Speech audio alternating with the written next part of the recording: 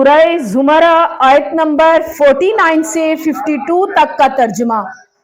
जब इंसान को तकलीफ पहुंचती है तो वो हमें पुकारने लगता है, फिर जब हम उसको अपनी तरफ से नेमत बख्शते हैं तो कहता है कि ये तो मुझे मेरे इल्म व दानिश के सबब मिली है।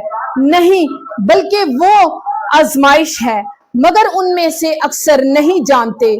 जो लोग इनसे पहले थे वो भी यही कहा करते थे, तो जो कुछ वो किया करते थे उनके कुछ काम ना आया। आखिर उन पर उनकी बुराइयों का वबाल पड़ गया, और जो लोग उनमें से जुल्म करते रहे हैं उन पर भी उनके बुरे अमाल का वबाल अनकरीब पड़ेगा, और वो अल्लाह को आजिज नहीं कर सकते। क्या उनको मालूम नहीं कि अल्लाह ही जिसके लिए चाहता है रिज़्क़ को फराग कर देता है, और जिसके लिए चाहता है तंग कर देता है। जो लोग ईमान लाते हैं उनके लिए इसमें बहुत सी निशानियां हैं। बेशक